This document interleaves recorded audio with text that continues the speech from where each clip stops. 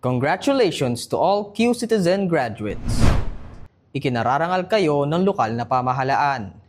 Maraming salamat din sa pagsunod sa eco-friendly graduation ceremony gaya ng paglimita sa paggamit ng plastic bottles. Sa pagdalo sa mga seremonya, binigyang diin ni Mayor Joy Belmonte ang patuloy na pagsuporta ng lokal na pamahalaan para sa dekalidad na edukasyon.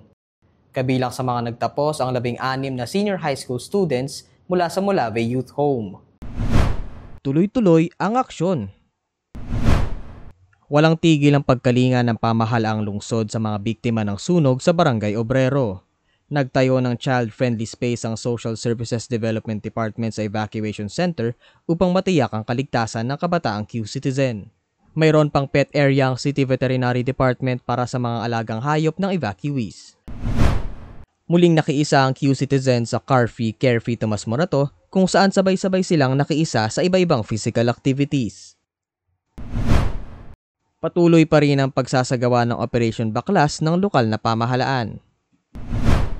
Inanyayahang sumali ang Quezon City Government sa Google Cloud Next 2025 conference na ginanap sa Las Vegas, Nevada, USA.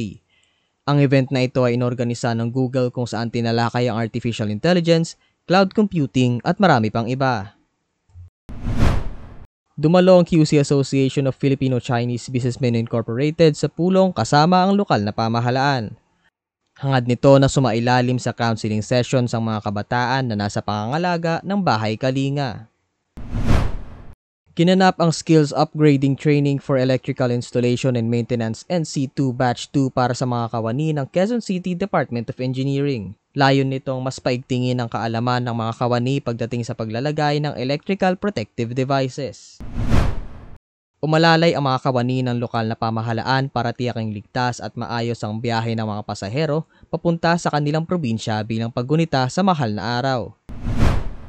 Nakiisa si Mayor Joy Belmonte sa paggunita ng ika-126 na anibersaryo ng kamatayan ng utak ng Katipunan at bayaning sigat Emilio Jacinto.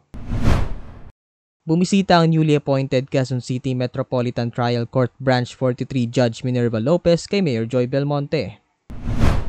Gayon din si Quezon City Metropolitan Trial Court Branch 41 Judge Euler Madamba. Tinalakay sa pulong ni Mayor Joy Belmonte at Barangay Cruz Naligas Chairperson Renz Perdido ang ilang suliranin sa barangay.